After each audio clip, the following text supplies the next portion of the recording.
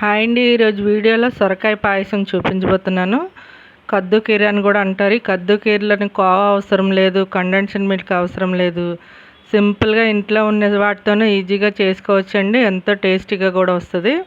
ఇది ఎలా తయారు చేసుకోవాలో సింపుల్గా నేను చూపిస్తాను. ఎవరైనా ఈజీగా చేసుకోవచ్చు. టేస్ట్ కూడా నెక్స్ట్ లెవెల్లో ఉంటుందండి. ఈ వీడియోని చూసాక మీరే ట్రై చేస్తారు. ట్రై చేయవలసిన రెసిపీ కూడా. ముందుగా సొరకాయ తీసుకొని లేత సొరకాయ తీసుకోండి. నేను ఒక కప్పున్నర వచ్చేలాగా ఇలా లేతగా తురిమేసి పెట్టేశాను. మధ్యలో ఇలా గింజల్లాంటి ఉంటే తీసేసి పక్కన పెట్టుకోండి.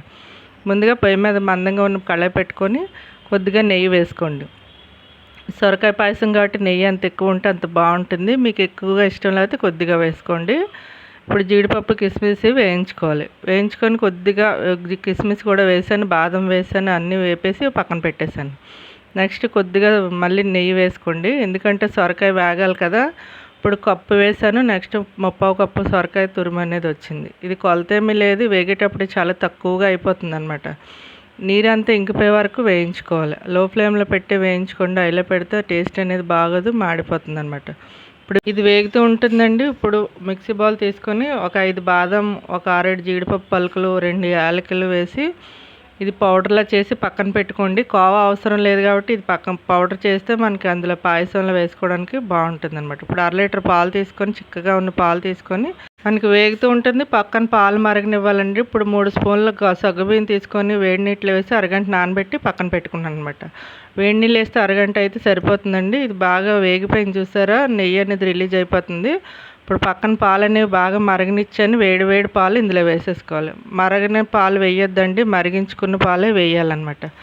అప్పుడే మనకి మెత్తగా అవుతుంది సొరకాయ అనేది.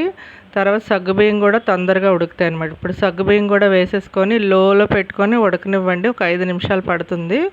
మీకు ఇంకా చిక్కగా ఉంది అనిపిస్తే చిన్న గ్లాస్ వాటర్ అనేది వేసుకోండి. కానీ ఇది పాయసం కాబట్టి చిక్కగా ఉంటేనే టేస్ట్ బాగుంటుంది. పాలు కూడా మంచి కోవా టెక్చర్. ఇప్పుడు ఇది ఉడుకుతున్నప్పుడే 5 నిమిషాలు ఉడికిందండి. ఇప్పుడు బాదం జీడిపప్పు పౌడర్ ఉంది కదా, అది వేసేసుకోవాలి.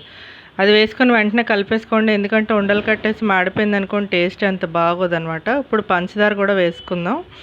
నేను అరకప్పు మీద ఒక స్పూన్ ఎక్స్ట్రా వేసానండి. మీకు ఒకవేళ తీపి తక్కువ తింటే ఒక స్పూన్ తగ్గించుకోండి.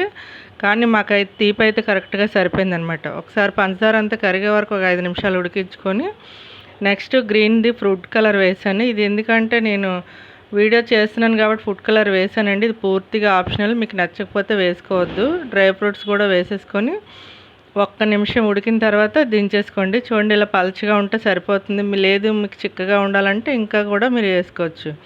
చల్లారకి కూడా చూపిస్తాను చూడండి. ఇది వేడిగా అయినా చల్లగా ఫ్రిడ్జ్లో పెట్టుకొని తిన్న టేస్ట్ అయితే చాలా బాగుంటుందండి. పిల్లలకు కూడా చేసి పెట్టండి. వీడియో నచ్చితే లైక్ చేయండి, షేర్ చేయండి. Thank you.